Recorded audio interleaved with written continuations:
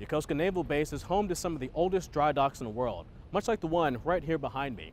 And after 140 years, these 19th century French-style dry docks are still being used today by the U.S. Navy and Japan Maritime Self-Defense Force as they bring in a ship for regular scheduled maintenance.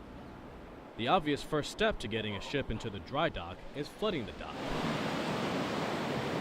This is a relatively quick process, taking about an hour to get the water to the proper level. Once filled, it's time to remove the barrier called a caisson, then the real work begins. For today's evolution, we got a chance to dock one of the JMSDF ships Suma. It is a big evolution, it takes all day. We have a very large qualified watch team that consists of US Navy and our Japanese workforce. Everybody works together.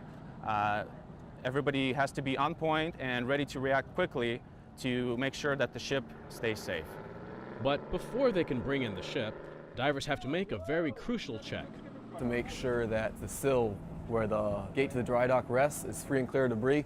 That way it can actually form proper seal and they can pump all the water out without more water rushing in.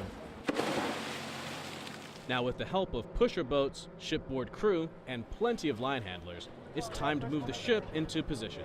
One of the most important and the most difficult parts of the evolution is the actual transit into the dock, because everything happens very quickly, there's very little room for error, and there are many moving parts. With the ship in the dock and the caisson back in place, they now have to drain the water, which can be a bit of a waiting game. Luckily, we can speed ahead and join the divers again for one final check before clearing out all the water.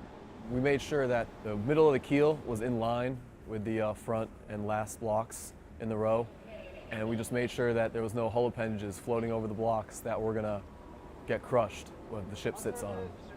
I want to credit the success of today's evolution to the teamwork and dedication of the US Navy watch team and the Japanese workforce. Because of them, today's event was on time and safe. Japanese ship Suma is now ready for her maintenance period in Yokosuka's dry dock number 2. Petty Officer Brian M. Brooks, Yokosuka Naval Base, Japan.